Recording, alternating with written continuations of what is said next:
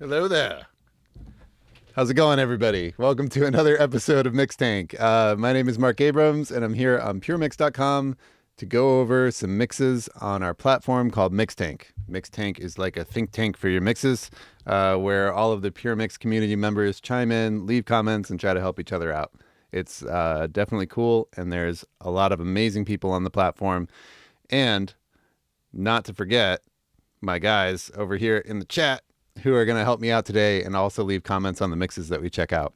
It's going to be a little bit of a shorter episode today. Going to be going till about 3:45 p.m. Eastern, and we're going to try to get to as many as possible. So I will make this quick, but a little bit of housekeeping. This Thursday, if you're coming to New York City for the AES show, we're throwing a huge party. This year, we're merging the Flux Fabulous Party that happens every year at AES. It's become a legend at this point. It's been going on since 2004. We're merging that with the Pure Mixers Hangouts that we normally do at AES. So in the past, we've had to separate the events because Flux was only so big and we could only hold so many people inside of it. But they took over the whole building. So we're able to hold more people, and we thought it would be a blast if we just merged the two events. The Fabulous Party is incredible. There's always a theme behind the party. The rooftop is always open, weather permitting, of course. But in the past, they've done everything from having pianos on the rooftop with acrobats on them near the edge of the rooftop, to champagne and gummy bear parties, Halloween parties. There's just no end to the themes. It's always a blast. So that's going to be a good time. And if you're a Puremix member, you are invited. You're welcome to come. There should be an email in your inbox inviting you to that party from last week. If you didn't get that email and you want to come to the party and you're a Puremix member, email me, mark@puremix.net, and we'll make sure that you get in. Other than that, next Friday, we have a release from Vance Powell mixing a song from the Revivalists. It's an incredible video. I've been watching it, and it's super good. Usual Vance stuff, but he pulls out some new tricks. It's amazing how many toys he has to play with in those racks.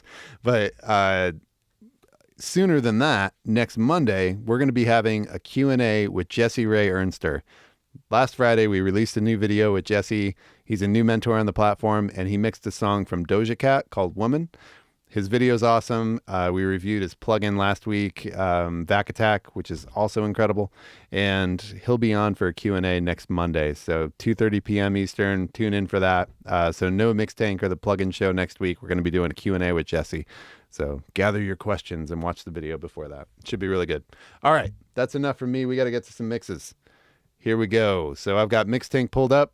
And we are going to be starting with Brad Heck, Nothing from Nothing. So Brad says over in the comments on the right, this is a mix from 2020, so Mark can hunt down my accidental widening. Okay, I'm getting a reputation for complaining about stereo wideners. All right, so from the top, let's do it.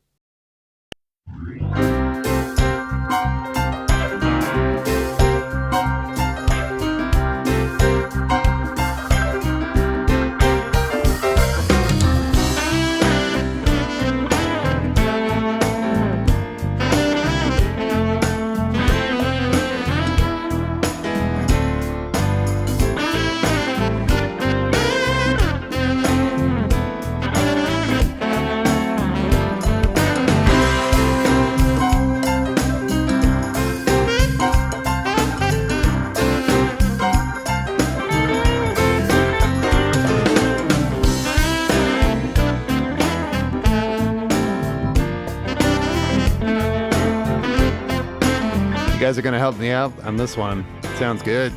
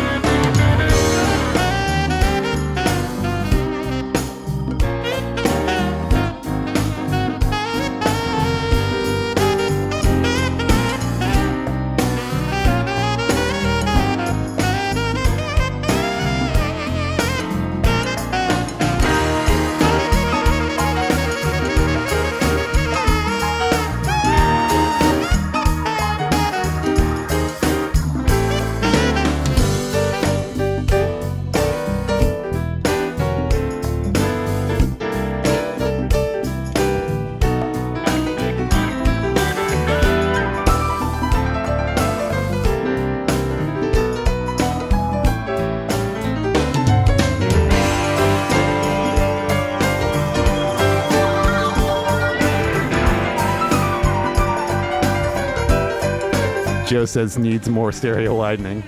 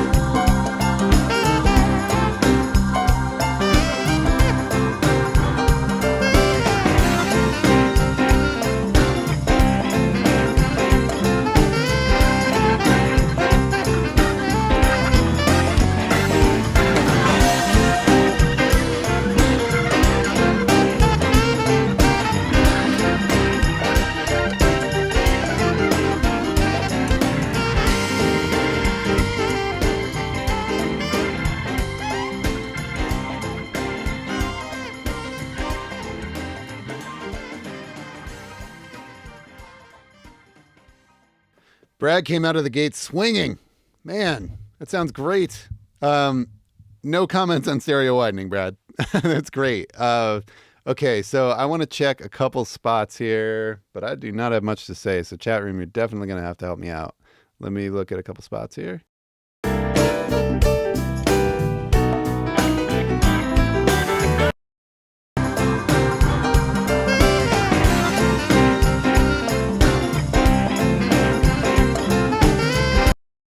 Cool. So the thing I was looking for right there, I was checking how the snare was feeling in the beginning section of the song, middle of the song. Toward the end, the last section that you're doing, I felt like I was losing the snare, but that was the first time I noticed it. In fact, I didn't think about the snare at all until that point. So I just kind of felt like the backbeat was getting a little bit lost. So that's why I wanted to go back and be like, did I just miss that in the rest of the song? But it sounded good before. So I wonder if you're just pushing into compression too much there, or if the, everybody being up and the organ being hotter and everything is making the two bus compressor, kick in if you have one on there. So that's all that I had about the snare. And then back at 117, I was thinking that the sax could be a little bit more forward. So let me listen to that here. Let's see.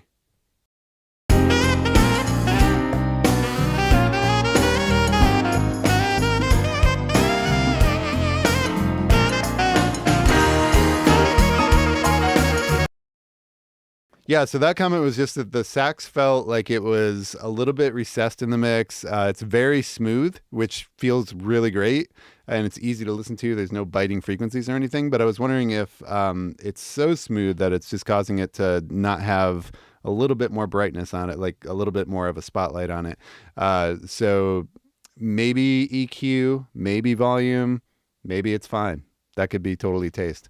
Next thing was toms at 257. And let me see here.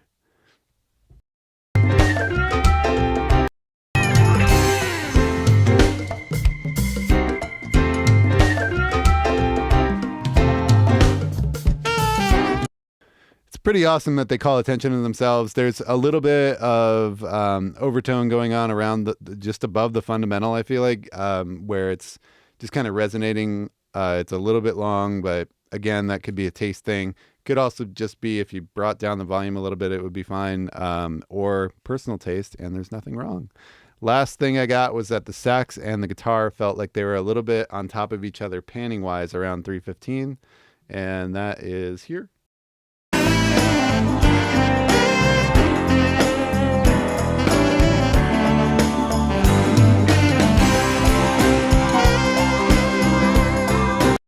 just kind of on that lick, it was, I'm just kind of feeling like all the action's happening over on the right side. And I wonder if like panning the guitar over to the left or the sax over to the left for just a second would kind of make things feel a little bit wider and bigger and cool. But could be the other way. So all of those things are completely taste driven, and you killed it, Brad. That sounds awesome. Very nice job. All right, guys, if you're here on the live stream and you've submitted a mix for today's Mix Tank, please let me know. If you haven't submitted one yet and you have one to submit, feel free to. It's not too late. So cool. Let's see what else we got here. If anybody else put something on. Lots of good comments. Good to see everybody today. I know we had a little bit of a late notice on this one. We just sent out the email this morning. Yeah, guys, let me know if there's another one in here. And I'm going to look for people that I see on the stream pretty often. We'll see if we find one while I wait for you guys over in the chat. And I see 6 of 1 in the chat. Adrian, are you coming to the party? I want to see you. That'd be cool. Here we go. Studio Jaman. Lifting Up Remix. Let's check it out. Here we go from the top.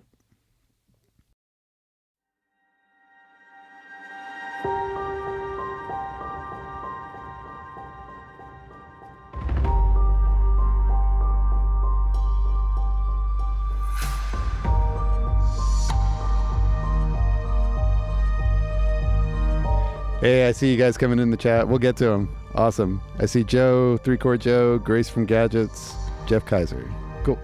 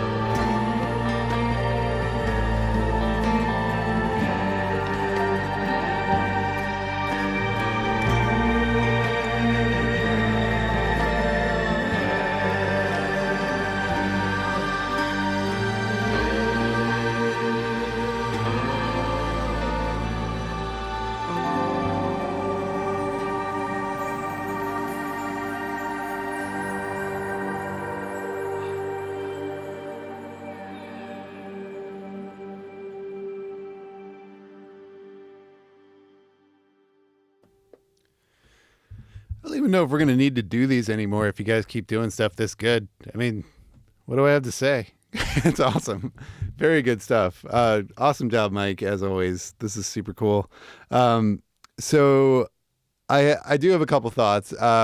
First of all, so cool to hear the different sections here. And I tried to call attention by zooming in to what Mike wrote about the track here. Let me see if I can do it again. First part is intended to show one's struggles in hectic modern times, then the ultimate calming effect of the natural world. Second movement is my take on one uplifting their spirit. I've used two parts of previous pieces some may have heard and blended together to better paint in sound this intended story. So very cool. I love the intention that goes into all of Mike's stuff. This is Mike Ornsby in the YouTube chat usually. I'm not sure if he's here today, but yeah. Anytime you see something in Mixtank from him, it's always a fun listen. So, couple thoughts. I love the beginning of it. I really at the beginning, the only things that I would say are what Tom's already said here, just about how he felt like the cinematic jumps could be more saturated, aggressive to feed that aggressive feeling more. It could be a little bit more intense, maybe to really give the contrast. That would be an interesting thing to kind of enhance the story. So agree with that. Other than that, I think it's a fun listen. I would agree that parts of the arrangement that seem like they should be in the background are more forward at different points throughout the mix. But all of that, those are all devices to use in songwriting, or in this particular case, you're painting with sounds and textures. And just as in writing, we have writing devices. Here, you're telling the story by what you decide to do with the power of those, background elements versus the melodies. If you're recessing a main part that makes the listener want to hear in, and it adds a certain emotion and all of that. So those are all artistic expressions, and up to you to decide, as long as you're doing it with intention and not just kind of forgetting about individual elements in the mix. So last things are, I felt like the section where the drums come in is a little bit light, and I understand you're trying to do a natural calming thing, but not having that sense of grounding made me feel a little uneasy in that section. So going along with your thematic intention from the description, I would consider putting some more body in the drums, as again Tom says here. But the top end of the track was also getting a little bit high to me. So the hi-hat was bright. Even if you brought up the body of the drums, I would still kind of tilt the whole thing down a little bit and just get a more balanced sound across the kit. And then the organ kind of leaving that section around 446-ish felt like it was a little bit bitey and digging into my ear a little bit. Other than that, when we got to the outro, I felt like the top end of the acoustic guitar was a little bit bright. Maybe pulling that back a little bit would be a little bit more soothing as well, to kind of stick with your theme from the comments. But Mike, awesome job as always. That's amazing. Great job. Okay. Mike, come to New York. I want to meet you in person. That'd be sweet. Mousequake says this would be sweet in Dolby Atmos. He's got plans. He's got big plans. Okay. Brad said this is running a chill up my spine. Very cool. Okay, so let's go on to the next tune here. We are going to start with, let me scroll up a little bit. Hey, Kenneth is in the house. Very cool. Joe says, pick me. I'm alive. Okay, let's see if that's the name of the song. I'm alive. Aha, 3-chord Joe. All right, he says, round 3, took Tom's advice and cleaned up the 300 hertz area, worked on the lead vocal effects to bring more excitement. Backup vocals are more present. I worked on the drum tones and the level some more, looking for any and all feedback. Sorry.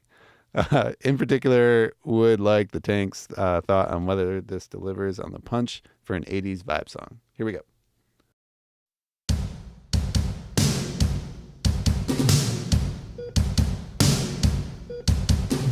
We've got a pulse.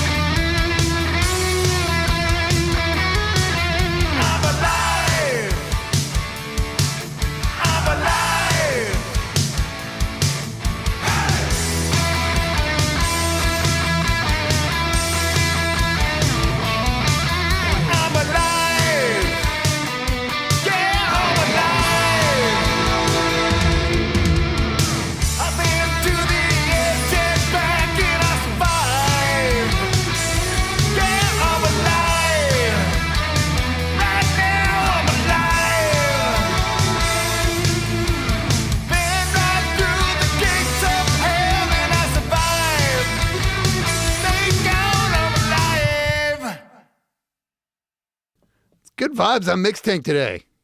It's pretty cool. Awesome. Great job, man. This is cool. I have a couple comments on it, but yeah, the vibe of the thing's feeling really neat. Okay, so great guitar playing, as Brad points out. I think he wants to hire you. He's saying, take my wallet. So he's either a big fan and he just wants to pay you, or he wants you to play guitar on something. Hit up Brad. Okay.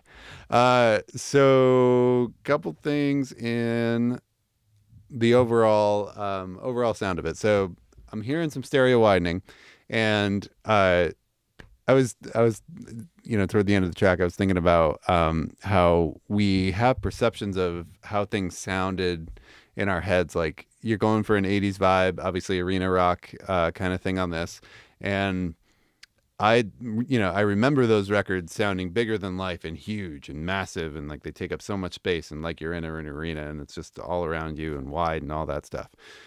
But then if you go back and listen to those mixes, they're actually not that big. At least not all of them. Depends on what you check out. Obviously, like the Def Leppard stuff's incredible and all that, but they're not as spread out as I would think in my head. And I could totally be inferring something on you that you don't think at all, but I feel like your direction toward the mix was, I want to make this as big as those things and like massive sounding and all of that. And because of that, hearing some of the panning and the stereo width is kind of like almost stretched it apart. So it went from being like a big thing into like a thin, long thing, if that makes sense. Like kind of pulling it across the stereo, spectrum, and just kind of making it a little bit thin instead of like a beefy, powerful thing in the center. So not a big fan of stereo widening, as I've said a billion times on here. If it's used in access, a little dash of it can be cool for sure. But once it starts getting to be too much, you start basically just causing phase interference and phase issues, cancellations between the left and the right speaker. Your center punch kind of goes away, and the stuff on the outside starts feeling a little bit cloudy and washy. So on those rhythm guitars, it feels like it's kind of just putting a cloud and a little bit of like I don't know, it's like if you had like a clear piece of some kind of plastic and you put it over top of it and you couldn't really see through it. That's how I'm feeling about the rhythm guitars. And I think it's from the widening. The other thing is, like, it feels like those guitars are a little bit wider than the lead staccato part. And the staccato part is the more exciting thing that comes in to add interest. So I would make sure that when that comes in, it's sitting a little bit above and given more importance than the chunking along rhythm guitars. Those should be nice and powerful and have a lot of punch to them, but not drowning out the lead part that comes in too, in my opinion. This is all taste, obviously, but the drums as well, they feel like they're panned really wide. I'm hearing a lot of top end from the hat and the cymbals. It's just kind of like layered on top of the mix. It's sitting higher and louder and kind of poking out more than everything else. And the brightness, kind of, instead of feeling like the title of the song, like I'm alive, it's kind of being like, cool, but calm down a little bit, because it's kind of on top and a little bit loud. Around 258, I felt like I lost the bass. It may have just been cutting out, but the bass guitar in general through the song, I feel like could use some more definition and come up a little bit in the mix. And I feel like that would help kind of glue everybody together too, by just adding in that lower bass instrument that, is kind of like the messenger between the low end of the drums and the low end of the guitar and stuff, and just kind of filling in that section of the spectrum. I feel like that would kind of help things feel like they were a little bit glued together. So overall, I feel like it's very wide, would gain some center punch and power by just everybody kind of coming in a little bit, the bass guitar being more defined and coming up. There was a little bit of I see why you were going after 300 if it was because of the vocal.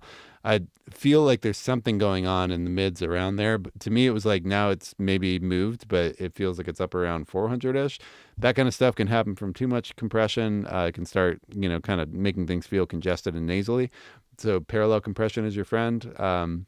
Try just doing a light compressor if you need to on the main vocal, then blending in another compressor that is doing a lot of work underneath it to kind of bring up the low dynamics of it. but without making it, kind of die and kind of completely change its tonal shape. So I hope that helps. I feel like you're onto something super cool here, and that song is killer. The arrangement's killer, all of it, and even the mix too. Like, there's a lot of great stuff that's happening in the mix. But yeah, I think like just focus on the individual parts, bring definition. And I was also thinking while listening to this that you should check out Daryl Thorpe's Poppy video and his Foo Fighters video, which I believe is under the moniker The DGs. They did a whole Bee Gees cover album or whatever, but Daryl is just a master at this kind of stuff, and that video would probably be really, really helpful. Either one of those, the DGs and the Poppy video, both together, good videos. So hope that helps. It's awesome. Might say it was a bit influenced by Def Leppard. Nice. Joe, awesome job. Cool. All right, let's see. Let's go to our next one. I saw somebody write Pokin' de Bear, so I'm guessing that's a song name. It is, from Jeff. All right, let's check it out. Jeff says, this is another Bone Daddies tune. We tracked it Under the Sign Studios in Hollywood. Casper Abos was the engineer, and I was in charge of the coffee and the beer. Let's see how well you did on the coffee and beer, Jeff. Awesome. You've had a couple of these on the show now, and they're really fun to listen to, so this is exciting. Here we go.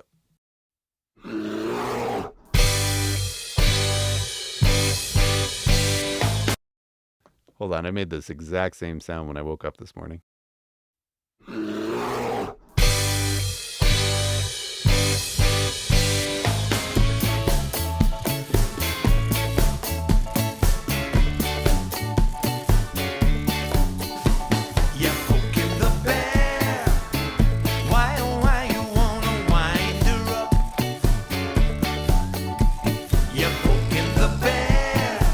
I think I'll do this one as I go. So hearing a lot of sub in the kick, not a lot of attack, snares a little bit over to the right, not a lot of definition on it. Let's keep going. Why you wanna wind her up? So mama work hard for her money. She come home just to want a little honey. All she really needs is a squeeze. But papa, all you do is tease. You're poking the bear. Why you wanna wind her up? You're poking the bear. Why you wanna wind her up? Mama got her own point of view. No, tell her what to think or what to do. Papa always giving what for. You know he's gonna start a third world war. You're poking the bear. Why you wanna wind her up? You're poking the bear. Why you wanna wind her up? Now deep inside, Mama love, Mama mad. Make you wonder why you treat her so bad. You can't help it, wanna slap on the wrist. Always trying to get Mama's knickers in a twist.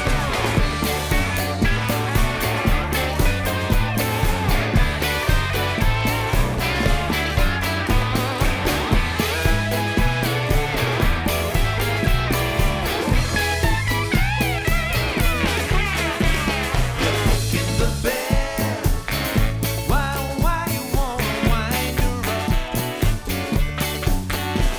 You're poking the bear. Why you wanna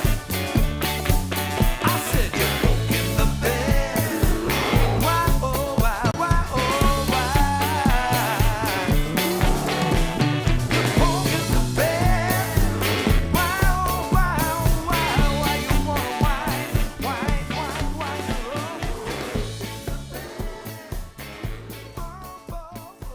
Why you wanna wind her up?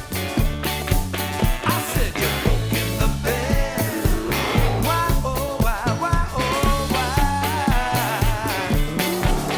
It's a cool little rhythm thing you guys did there. Okay, awesome. So, yeah, great song, great players. Jeez, it's insane.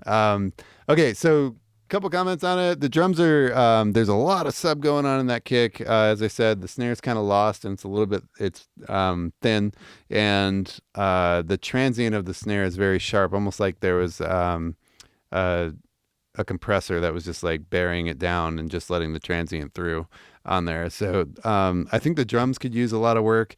The overall mid range of the track sounds pretty good. Like the the bass guitar, the horns, the vocal, the guitars, all those elements feel really balanced, but the drums feel like they're kind of lost in there.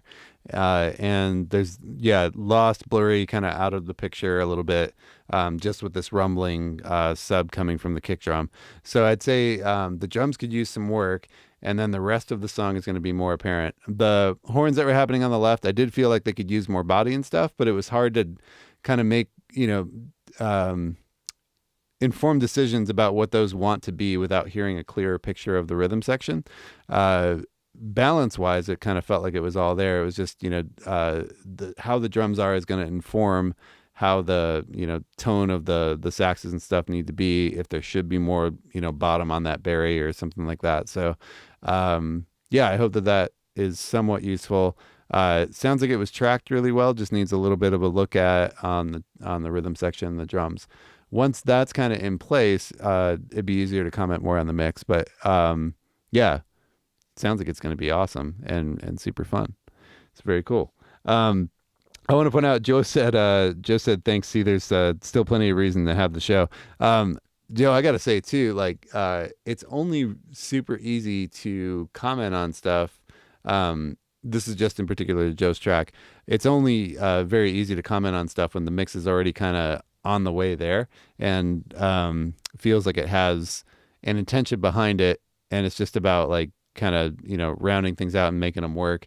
When mixes don't have intention, it's very hard to comment on them because you kind of don't know where the person was going, so you're trying to figure out okay, well this would kind of be like a from the ground up thing, and where is it supposed to be in the end of it? There's a lot more questions that kind of get called into play. So definitely if I yap about someone's song a lot, it's not because like everything is terrible or anything like that. So and you have a killer song there, and it sounds like all of the elements are there to do to kind of like rein it in. So just wanted to throw that out there. Okay.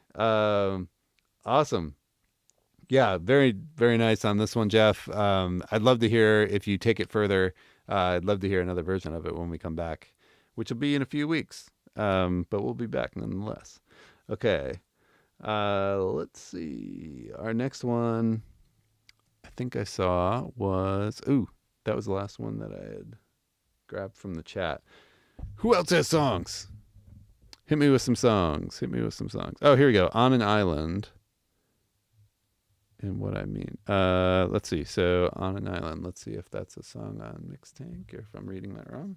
On an Island. No. Okay. So, let's see. Did I miss anybody? All right, guys. Let me know if I'm missing any songs. Awesome, Joe. Cool.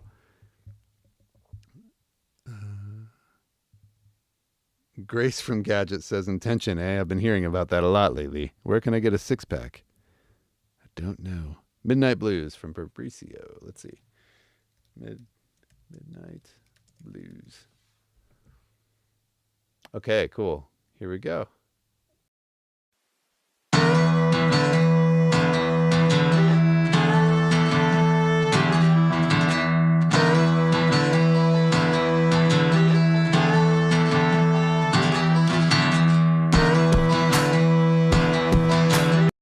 There's a overtone ringing. It's right around the right in there. That's just kind of masking some of the guitar there. So I thought I'd point it out while we're here.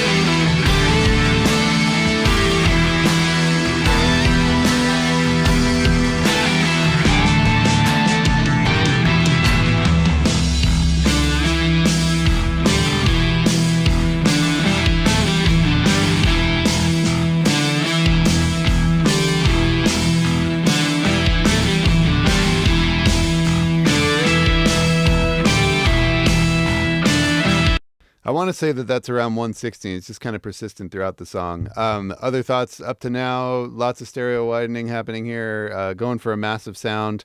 That knob is so promising, isn't it? When you see it, you're like, oh, I just do this to go wider, and if I go wider, it's going to be bigger, and that's going to be awesome. But it's lying to you, and it's like it's causing phase issues, stealing punch and power from the elements in the mix by kind of smearing everything out across the stereo spectrum. So a little goes a very long way.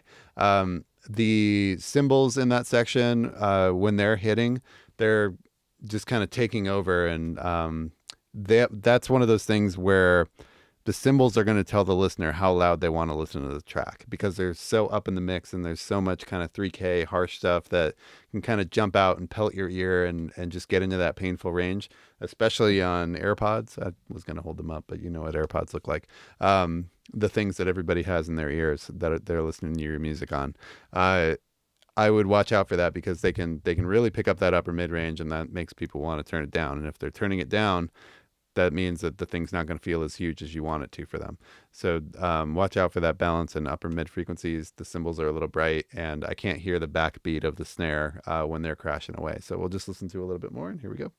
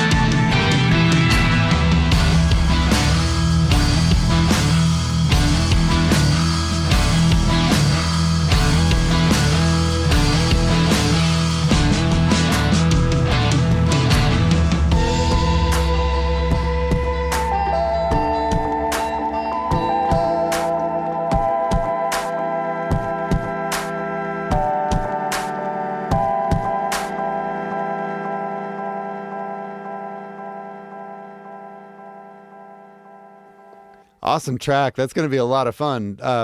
Yeah, it's got vibe, it's got power, in the instrumentation and everything, and it feels good listening to it. It's one of those ones where it's like the piece is speaking through anything else. So great job there. And I don't think that you're far off on mix stuff either. Just the stereo widening thing, I've talked extensively about it on the show, so not to bore the regular people, but a lot of times that can be very tempting when your monitors are put in too close to each other. I generally looking for 30 degree, but there's no golden bullet that's gonna like work every time. I found that out the hard way. But yeah, watch out for monitors being too close if you're feeling like you need to add the widener all the time. And the best way to kind of A/B that test is find a track that you love, that you feel is huge and wide and all of that, and then compare yours to that. And basically look for like, how wide is their thing, and when I go to mine, does it smear out beyond that? Am I as punchy and powerful as that track is, or is it kind of getting lost? So that's enough on the stereo widening thing, but yeah, check that out. The overtone thing, some people are suggesting Fab Filter Pro Q3 is great for removing that kind of stuff, very surgical. I would use it in natural or linear mode though on the phase. The low latency mode that's on there sounds very phasey to me when I'm trying to do cuts like this, and kind of in general. I use it in natural most of the time. Mastering, I use it in linear, but blah blah blah. And Track Spacer, I don't have experience yet, but I've heard good things. Yeah, so cool tones in there. One or two, there was a guitar tone that happened on the left side about 2/3 of the way through the song that I felt needed some extra beef. Again, I think that Daryl Thorpe's videos would help out with this track as well. He just does a great job of dialing in huge, massive guitars like that with very powerful drums. Cool. All right. Let's see here. So I missed a track from Grace, The Spin. Okay. We're going to check that out.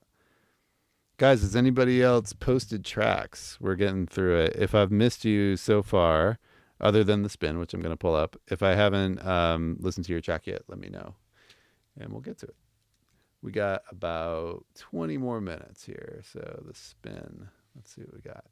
From Ned Nefarious. I love the name. So he says, wow, okay, so written in 97 or 98. Who knows? I recreated it here with the new shiny tools and much, much older but not wiser ears. Thanks for listening. Awesome. Here we go.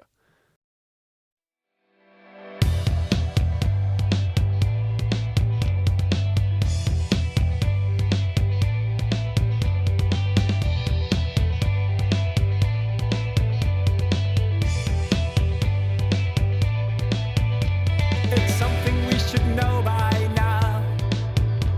We ought to have learned this inside out.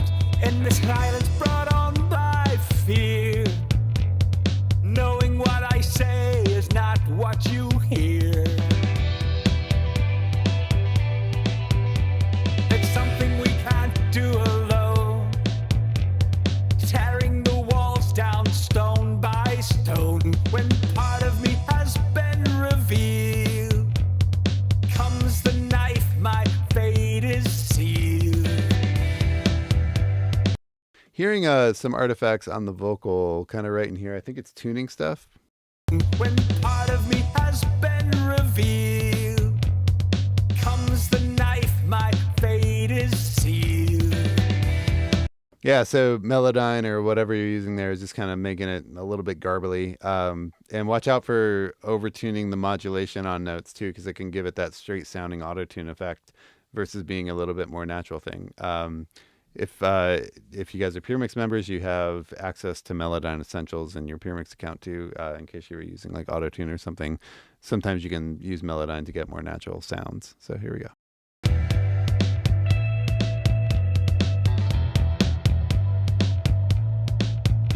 The fire is hot, it burns the skin. You're only gonna learn it if you stick it in. Pain loss, the teacher's pets. Wrap you on the knuckles, don't you get it yet? I'm thinking I should keep to myself anything that doesn't show. I won't get involved, I won't start caring. And maybe what I don't know won't hurt me.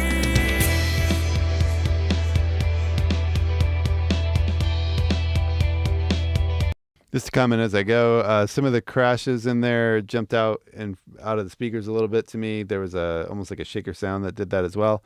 And then the guitar that's happening over on my right side, playing the lead lick line, feels very recessed and like it's out of focus, like it's not important because it's so far behind the drum. So observations, that's all.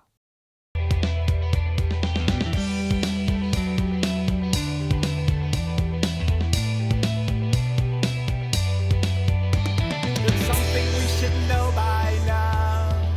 Yeah, so just to go off on that a little bit more, the crash that was just happening on the left versus the guitar on the right, the crash is very in focus. Literally, if you think of a camera focus, it's nice and sharp. And then the guitar that's doing the cool thing over there is blurry and very distant.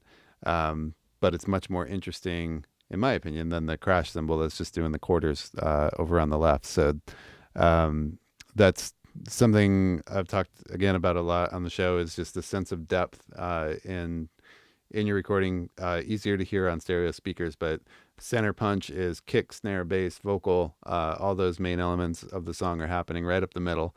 And in terms of like figuring out volume levels, I think instead about who's closest to me, right? So as you push up the volume, things come closer, as long as there's something else that's quieter to give it contrast, right?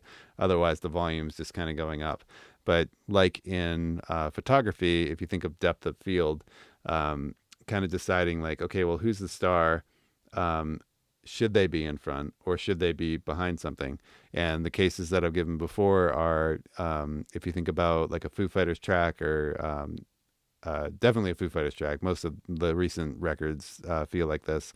There's a song called Run that definitely feels like this. Dave Grohl, the singer, is screaming his face off, but the snare is a little bit in front of him in the mix. And that gives it this urgency of like, he can't quite get over the band, and his scream is, sort of part of that. And it adds an energy behind the song. I like where you place the drums and the vocal in relation to each other in this one. The kick and the snare are a little bit in front of the vocal, and it all feels very, very relevant to the time of like late 90s and this style of music, and it feels pretty cool. But yeah, with the crash, that feels like it's even more in front of the drums and stuff like that, and it's probably not the thing that you necessarily want in focus there, but that's all up to the artist. Here we go. We ought to have learned this inside out. The man in the mirror looks like me. He's never the same man that you see. It's something we will talk around. Peel the onion, nothing's found. Be careful what you wish for. Got just what you wanted, don't want it anymore.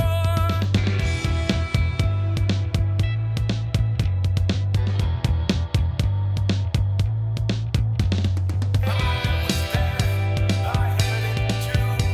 You put your spin on it till it works for you. The words like liquid spilling out, pouring down the truth, leaving only doubt. I'm thinking I should keep it to myself. Anything that doesn't show, I won't get involved. I won't start caring. Maybe what I don't know won't hurt me. Won't hurt me. What I don't know. What I don't know. Maybe what I don't know won't hurt me.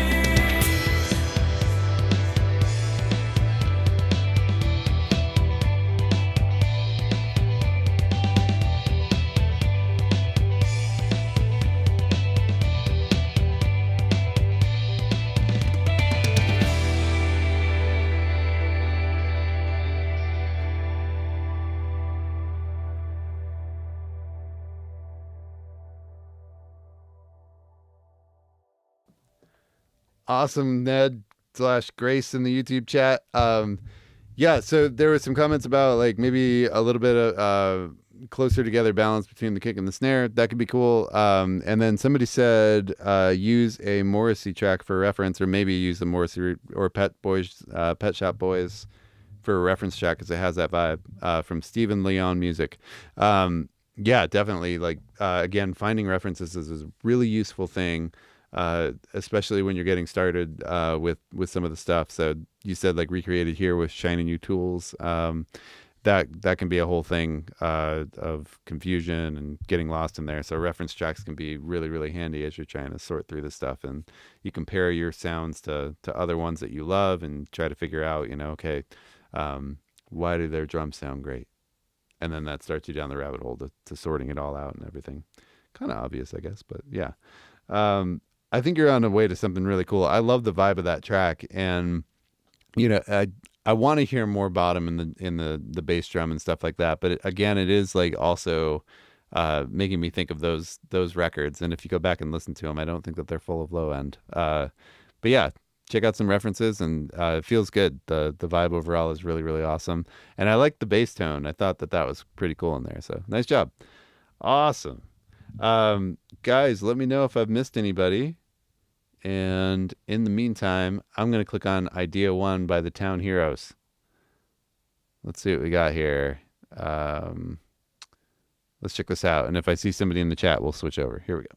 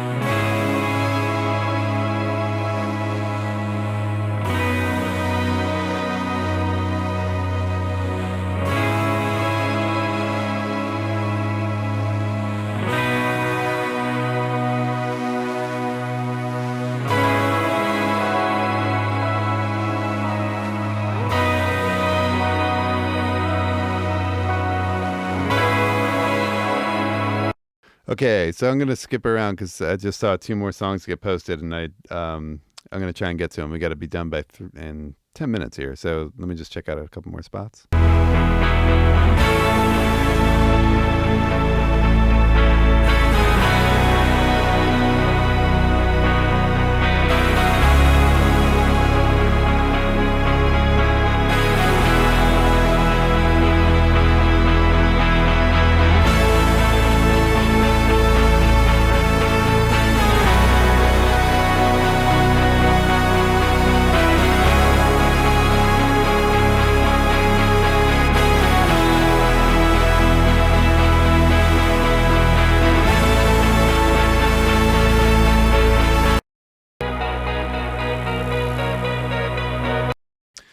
I would just repeat what Tom said, especially about the low pass filter up on the synths. Maybe just shaving off the top a little bit would be cool.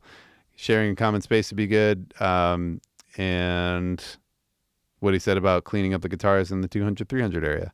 Sorry to go through that one quickly, but I want to hit the guys who are here. So let's see. We're going to hit Nighttime Run from Steve. Cool. Nighttime. Nighttime. There we are. All right, here we go.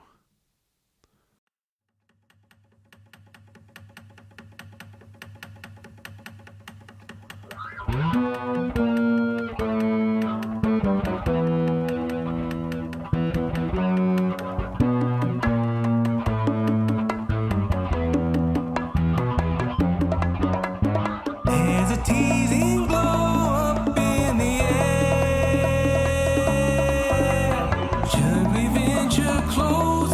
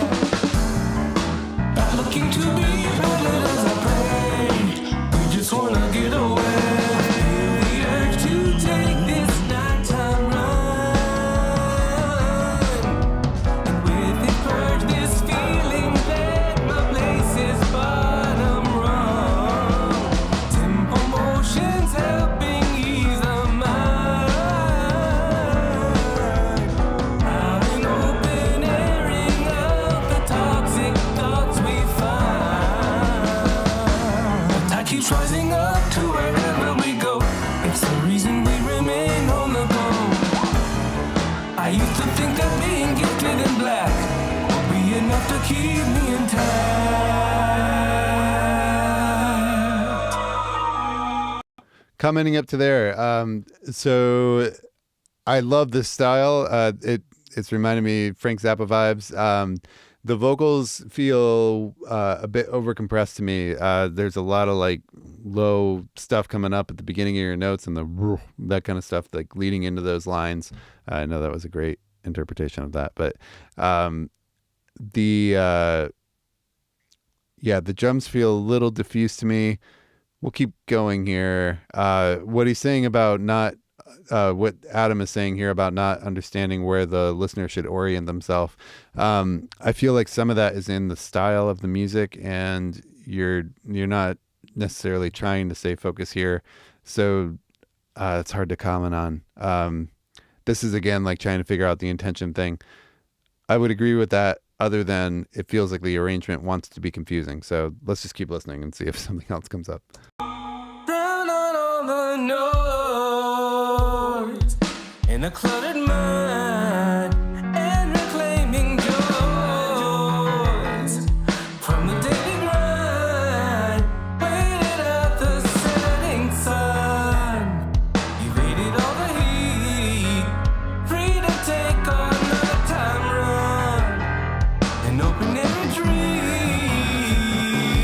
Frightened of imagined phantoms in the night, or being blinded to the ones inside. Always citing worlds impending doom, an easy cover for your harbor glue.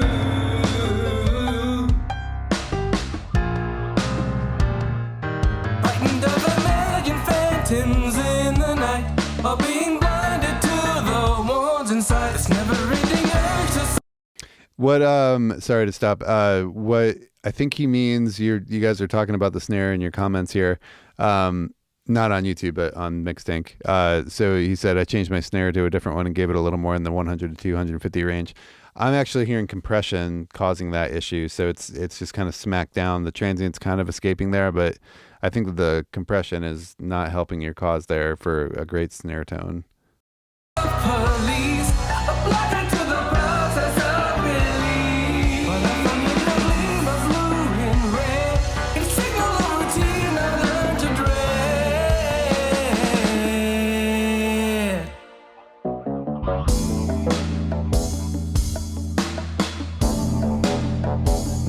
It never was a scene, feeling unsettled within. Thought here on the snare reverb. So sounds like there's reverb on there for the sake of there being reverb on there. Some things that are, sorry if that's not true, but the sometimes fun things to do with the effects on snares and stuff like that is to time them to the tempo of the song, right? So if you have a snare that's doing 2 and 4, having the reverb tail fill up the space between 2 and 4 is a really cool thing, and it going away before the next snare hit, it can help the music kind of groove and pump along with it. Another fun thing is short delays, right? So doing like a eighth triplet or something like that can add another subtle layer of groove to the track and almost sound like ghost notes, especially when you filter and distort them. Vance Powell is the king of that. Watch Weird Sisters start to finish if you want to go to the mixing videos and watch some of that. That does it. I believe he does some of that on Tyler Bryant and the Shakedown, or listen to any of his work with Jack White. He's just a king of like getting these effects that are just like subtle, but they're in the groove of the thing and they're adding space, but they don't necessarily say, hey, I'm a reverb, or a delay. So check that out. You can be very creative with that stuff to give space, but also support the groove of the song, which is the whole reason, more so than to just make the snare sound like it's filling a space. Okay, moving on.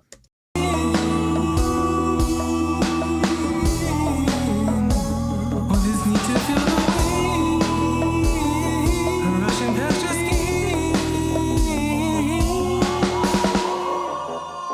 Stop. Dread all the noise in a cluttered mind and reclaiming all our joys from the daily grind.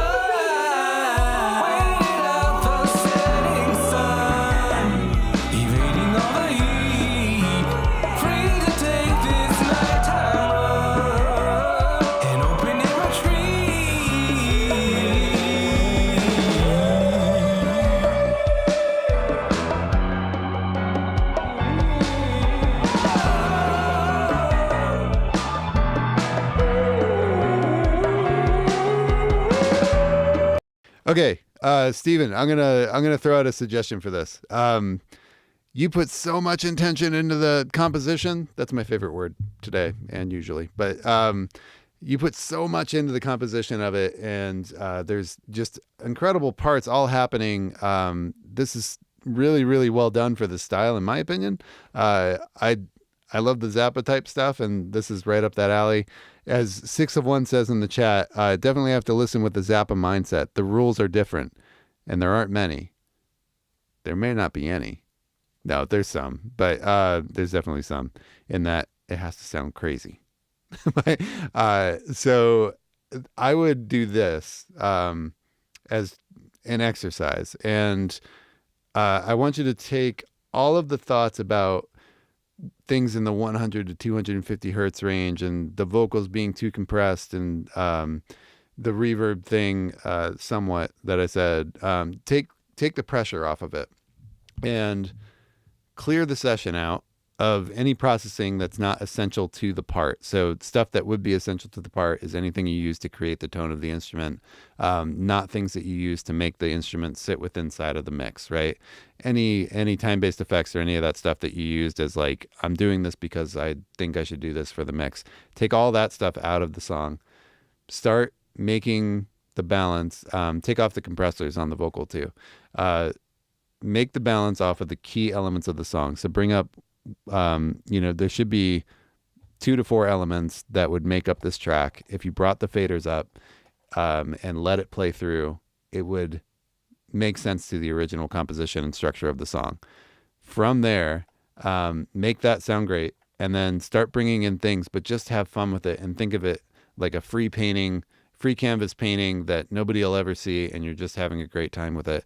Bring in all those elements of the composition as you wanted to hear them, with the importance of, how much, how you compose them was in relation to how important they were for the song, right? So start bringing those things up and just have fun with it. Don't worry about making things match. Just make a great balance and do any kind of, processing stuff that's fun for you that you want to do, but not because you think you need to do it to fit it in the mix. And I think you'd have a really good time with the song. Adam says it must have been really hard to mix this. It's very busy with a wild composition, and he likes how unorthodox it is. This would be a very, very busy mix if you were thinking, or a very difficult mix if you're thinking of it from the approach of how do I make a great mix with this song. I don't think it's about that. I think it's just about like bringing in the elements, finding the composition, and making that really fun to listen to. Maybe I just described mixing. I don't know. But cool. I think it's awesome though, and good luck with it. It's not to say that this is terrible, this mix is terrible, and you should scrap it all and start over. I just think that would be a fun thing for you to do to enjoy the process more, instead of like, I need to smash this vocal because I have to smash the vocal. Any of that kind of stuff. Just have fun with it. Sorry if that is the most BS thing I've ever said on here, but hopefully that helps. Cool. I think it's a really cool thing that you created. So there you go. I got time for one more song. I'm very sorry that it's a short day today, guys. Jim Loans, I've got a question, is the first one I saw there. So I've got a question. Let's see here. Just type question. And there we go. From the top.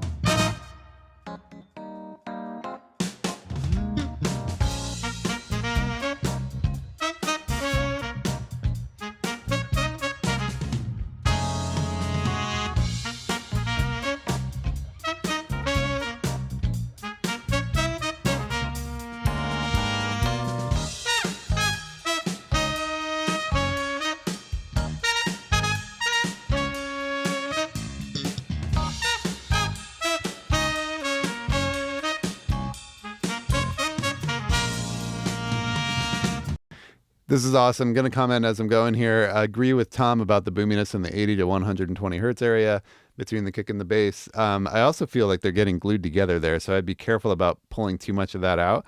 But I almost feel like I want the bottom of the kick to be an octave down from where it is. Like I want the fundamental to be lower. I'm guessing that it's somewhere in that 80 to 100 range, and then the bass is kind of hovering around there with the key of the song. In that sense, the kick is tuned to the song really well, but I kind of want it to sit a little bit lower so it makes some room for the bass to be articulate and everything. You can still kind of coerce that to happen because there's going to be a undertone that's happening down there. You could find it with some EQ. You don't want to go crazy. It's not the style for that. But yeah, hope that helps. Let's keep going.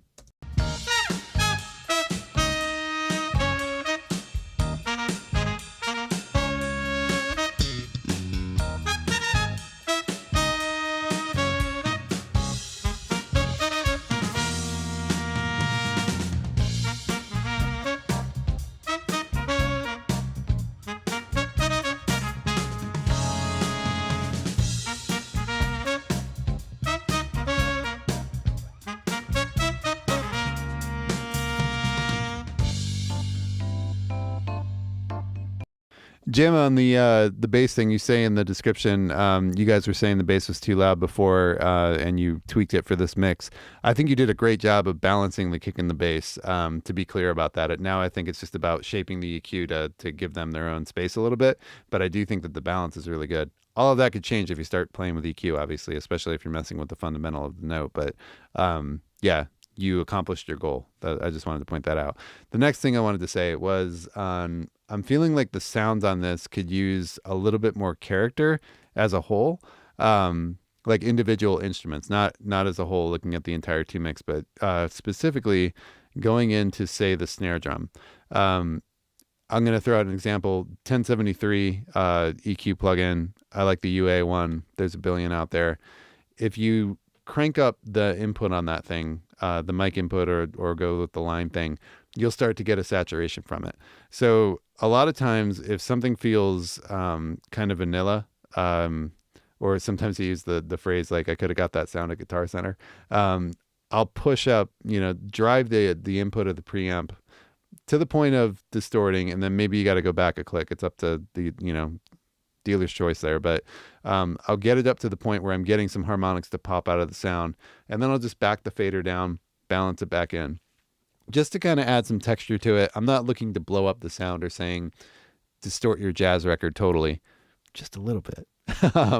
But yeah, on that and on the roads, I feel like it could just use some harmonic excitement and some drive, and just a little bit of like, again, that idea of painting. I love it so much, of just like taking all the pressure off about the mixing stuff, and just like we're painting, we're having a good time, we're making a painting. You have to understand the fundamentals first, but when you get lost in the weeds of like, oh, is there too much 300 in this vocal? You'll know that stuff if you just kind of use your ears and focus on it eventually. So with this, I would say, like, what could you do to add some more interest and color to the individual sounds? Everything sounds great. It was tracked really well. Just like the roads, I feel like it could just use a little bit more attitude. And to sum it up quickly in a way that sucks, it's that thing that everybody talks about when they think about tape and analog consoles. You would push those things and they would have this harmonic richness to them. So same idea here, but don't think about what I just said, because that's one of the worst things anybody can say ever. I'm fired. Let's keep listening.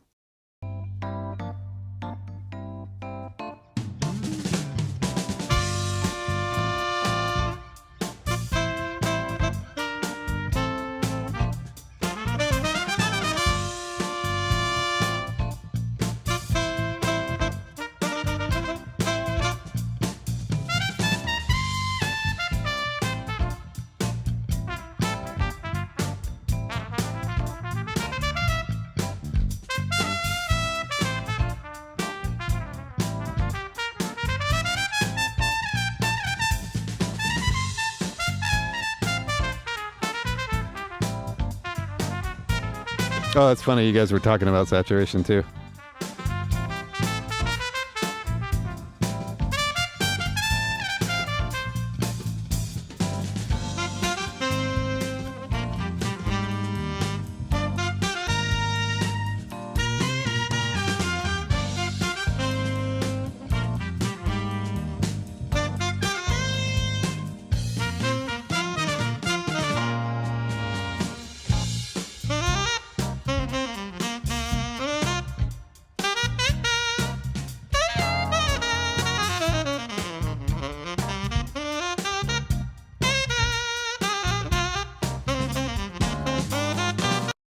Two things about the sax sound. I hear reverb on it that's much longer than the phrases. It's extending out and kind of carrying some of the melody while he's starting the next phrase. That is reverb for the sake of reverb. Now going into playing with your times, your decay time on the reverb and the texture of the reverb can start to make it more musical. So when you think about groove, it's note length, right? It's the velocity and the length of the note that you use that and the repetition of it that creates the groove. So reverb is no different. Compression is no different. All of these are groove devices. So if you have something that's turning everything into a whole note in the background, even if it's subtle and underneath the mix, it's changing the groove overall. So think about without like getting crazy about it. I'm not saying whip out a calculator, but just 2-ear. Playing with the decay time of that in a way that enhances the groove and make it less about giving the saxophone a space. Yes, that's the reason, but if you think of it as texture, also helping to give it a space and groove, that can be a really cool thing because now you'll start having fun with your reverbs. I'm speaking from my experiences, of course, but yeah, that would be a cool thing. And the last thing I heard about the saxophone, I feel like there's some notching going on, like some frequencies that are being pulled out of it in EQ, and I'm almost like there's holes in it. So if you're over EQing or looking for problems and all that, watch out for the original tone. If you're struggling with it popping out of the mix and being too harsh, that can be, you could try like a tilt EQ style EQ, where you're just kind of bringing down the overall top of it. And then volume is another thing. You can also mess with things like, again, saturation that might help to round off some of the harshness. Okay, here we go.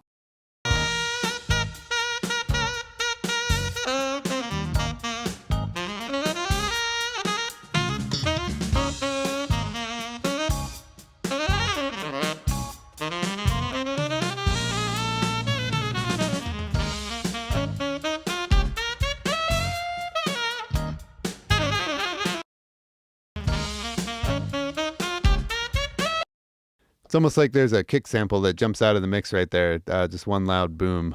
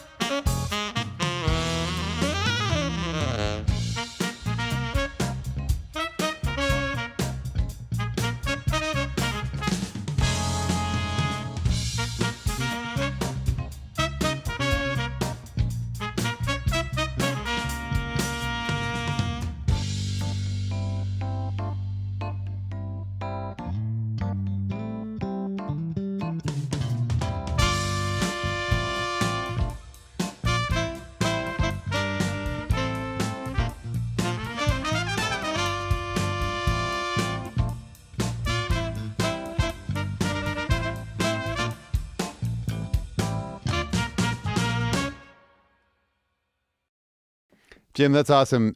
Tracked very, very well. The mix is good. I just want to hear like some more life. What happens if you push it further and get a little bit, get some attitude going on inside of it. I have just the video for you to watch. So let's go over to Puremix really quick.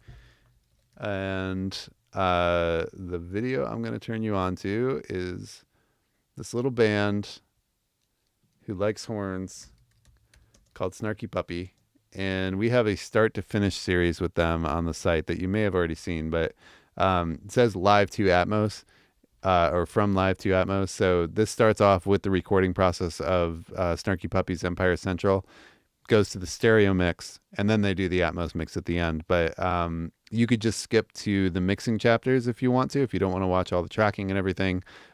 Nick is amazing at this stuff and tried to bring in some of that stuff that I was talking about the vibe and everything into the stereo mix as well. So lots of good stuff in that one to watch. So hope that helps. You did a great job. It was on that mix. That was super cool. Guys, great stuff today on Mixtank. This was a blast. And again, if you're coming to AES next week, please come to the Puremix event at Flux Studios Thursday night. You should have the RSVP form in your email. If you don't, shoot me an email, mark@puremix.net, and I'll make sure I get it to you. I'm looking forward to meeting as many of you guys in person as possible. It's been so much fun getting to know you guys in the chat thing. It'd be great to like hang out and be able to put faces with the YouTube usernames and all that. So thanks to everybody who shows up every week too. It's amazing to see you guys on here. And stay tuned. Next Monday we'll be here, Q&A with Jesse Ray Ernster. If you haven't yet, check out his video mixing Doja Cat's Woman. He's a great on-camera teacher and explainer and all of those things. So yeah, awesome guys. Thank you so much. We'll see you guys hopefully on Thursday at Flux Studios. So again, great job today. Cool. Bye.